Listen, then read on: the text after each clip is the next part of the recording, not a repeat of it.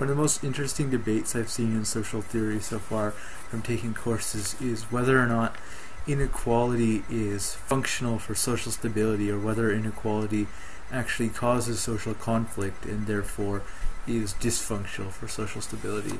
And the most interesting argument for inequality based on social stability that I've seen is the Davis-Moore hypothesis, which was by Kingsley Davis and Wilbur E. Moore, two American sociologists in the functionalist tradition. And I'm just going to read from my introductory sociology textbook, which kind of explains what that is. Okay, so the author of the book says, Davis and Moore looked at the division of labor to explain inequality. They argued that the unequal allocation of societal rewards, both material and social, is both universal and functionally necessary in all societies, since there has to be some motivation to get individuals in a society to fill the most important and difficult positions. Some jobs require exceptional talent, while others require a long and costly training process. Thus, the unequal rewards of the occupational structure ensure that all jobs that are functionally necessary for society are filled. In this argument, a medical doctor, to use one example, should be paid more than a hospital orderly because it is more specialized and a more important job that requires dedication and many years of training. One critique of the Davis-Moore hypothesis centers on the notion of what a society sees as functionally important. Are commodity traders, stockbrokers, real estate agents, or lawyers earning hundreds of thousands of dollars a year really more functionally important to a society than artists or childcare workers, many of whom can barely eke out a living? Since few people have the talent to become great artists of some sort, one might assume that this rare breed would be highly remunerated. The functionalist analysis ends up being a circular one. In our society where wealth determines value, salaries are automatically assumed to be connected to job importance, whether or not this is actually the case. Those occupations that receive high salaries come to be seen as the most important jobs. This becomes particularly clear when we look at jobs that have historically been deemed to be women's work. These positions, such as childcare worker, nurse, or social worker, have consistently been undervalued and underpaid, even though many require a high level of training and all are, without a doubt, functionally important. Clearly, in such cases, ascribed status is as important a variable in determining wages as the functional importance or level of training. Such cases indicate some of the problems with the functionalist analysis. By ignoring the fact that both financial rewards and access to job opportunities develop within an already existing structural inequality, cause and effect are turned on their heads. By addressing only differential rewards within the division of labor, Davis and Moore failed totally to explain the expansion of such inequality in recent years. In contrast to the functionalist argument, class analysis sees Canadian society as only a partial meritocracy, for it argues that a true meritocracy is not possible within current social arrangements. This approach stresses the privileges held by those at the top of the social hierarchy, who are able to obtain the best education for their children, in addition to making the most important social connections that help them get the right jobs. These individuals also have easier access to money, through inheritance, family, trusts, or loans, that help them get a head start. From this point of view, one's structural position is as much a determinant of success as, if not more than, any inherent capabilities one might have. Moreover, within the current arrangements of capitalist societies, the disabled, the people of color, the poor, Moreover, within the current arrangements of capitalist societies, certain status groups, the poor, recent immigrants, Aboriginal people, women, the disabled, and people of color have consistently been disadvantaged. Thus, everyone does not have an equal opportunity to achieve wealth and power.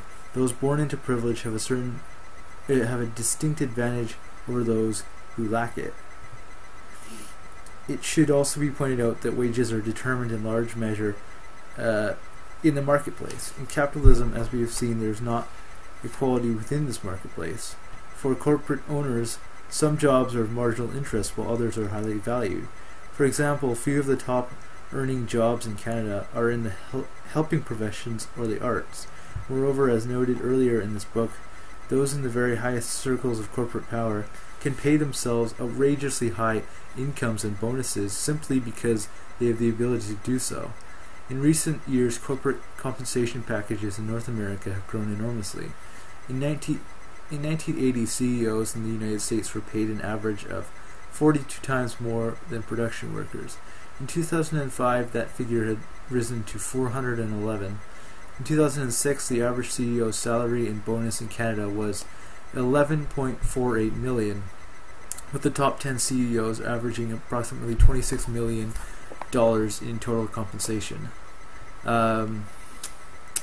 So then she goes on to say, thus for change theorists, means social conflict theorists, within a hierarchy of inequality with rewards based strictly on merit, while a hierarchy of inequality with rewards based strictly on merit is possible in theory, the nature of capitalism severely limits this possibility. The interests of the dominant class are to maximize profits and to maintain in the long run a system that will allow it to continue to do so. Financial compensation for work performed is not the result of some collective, society-wide decision-making process, nor does it reflect either the quality of the work performed or its value to society. And I have to say, I agree with that. That's why I quoted it, such a long passage there. And what I was going to say is that there are different, like society is not just a stable whole which works in everybody's best interests. It's not just a bunch of layers of different groups in a kind of gradual hierarchy that is going upwards to the top. There's definite particular interests which determine the general interest in the society. So I kind of subscribe to the view that there are two classes in the society. One of them has power and the other one does not have power. And one of them has a degree of consciousness and the other one does not. So even for the class that is at the top, there's still internal conflicts. There's still disagreements in that class that make it seem like it's not really a unified whole. But when it comes down to making political arrangements, and when it comes down to policy, despite the differences, they still pursue their class interests, and that is a fact. And the fact is, with the other classes, they have differences and they have conflicts, but they don't ever pursue a common interest, and that's kind of why our society is the way it is. So